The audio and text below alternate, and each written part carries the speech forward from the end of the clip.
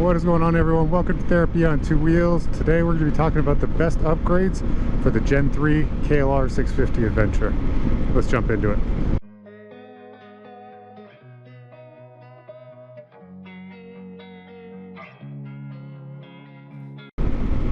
Alright, number one, windscreen extenders. If you are over 6 foot, this is definitely something that you're going to want.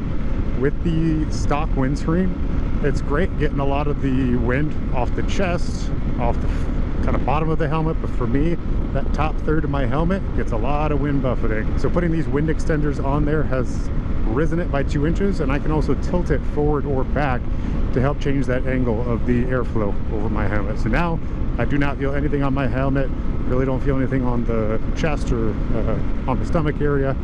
So these windscreen extenders have been great for me. The second thing that I would upgrade on this bike are going to be the stock foot pegs. Those stock foot pegs are going to be rubberized, which helps with the kind of vibrations at higher speeds. But when you try to go off-road, it's going to give you a lot of issues with stability and keeping your foot on those foot pegs when you're trying to stand up. So that is one of the things that I would say, if you're going to be doing a decent amount of off-road riding, switch out those foot pegs as soon as you can. The third best upgrade I would suggest is the tires. So the tires that come on this bike stock are not terrible, but they're also not the top of the line for either on-road or off-road riding. So they were great for me. I had them on for 1,500 miles. I didn't like at higher speeds how kind of squishy they were. It just didn't give me the confidence going down the freeway at 80 miles per hour. So I did switch those out for Shinko 705s, which is like a dual sport tire. I do about 50-50 on-road, off-road riding. So for me, that dual sport was great because at that 70 to 80 miles per hour on the freeway, it was much more stable. It felt more comfortable. And then even off-road, the type of off-road riding that I was doing, they were plenty stable for that as well. You know, they're definitely not as good as a knobby tire, especially a thick knobby tire. But, you know, mostly for me, hard-packed dirt, some gravel roads, fire roads, things like that, those dual sport tires do just fine. The next upgrade that I would suggest, and this is actually something I haven't done yet, but I do have the equipment for it, is the low profile bolt for when you do an oil change. Whenever you remove that, and for me, it'd be my next oil change, I'm going to replace it with that low profile bolt. Now the reason you want to do this for these KLRs specifically is they're known with their bolts to kind of have those longer heads, and they get hit by a rock, or you know, you're going off-roading and you hit it on a rock or something like that, they just stick out too far and they're more likely to be torn off, and then you lose all your oil and you're stuck out in the middle of nowhere off-roading. So that's one of the suggestions that I've gotten on a lot of the forums for KLRs, is to replace that with the low profile bolt. They're only, I think it's like $6, $7 online you can buy them for. They're pretty cheap. The next upgrade that I would like to have on my bike is changing out these mirrors.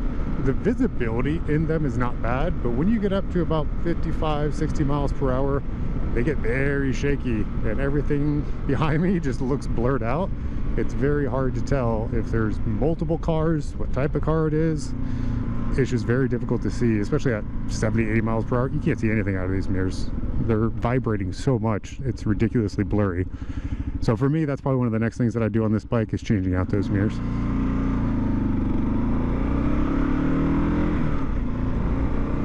The sixth upgrade, and the next one that I'd also like to do on this bike, if I am going to be riding more highway miles, would be that 16-tooth front sprocket. With this bike at those higher speeds, if you're going to be doing a lot of highway miles, kind of some of the previous remarks that I've made is that this thing is very vibey. It has a lot of vibration at those higher speeds. The engine, the RPMs are just spinning too high, and if you want to decrease that a little bit, you're going to have to change out those sprockets. So if you do change out those sprockets, that's going to give you lower RPMs at a higher rate of speed, so it doesn't feel as vibey while you're on the road. The seventh thing that I would do as an upgrade to this bike would be heated grips. Now you do have the handguards in front, which help a little bit if you're in 50, 60 degree weather. I think right now it's about 55, 60 degrees. these work perfectly fine. You know, the gloves are also not winter gloves that I have on, so I'm feeling a little bit coming through some of these airflow spots within my gloves. But the heated grips are going to allow you to be outside in very cold weather. If you're in 30 to 40 degree weather especially, the lower that you go, the more uncomfortable it gets, especially for longer rides.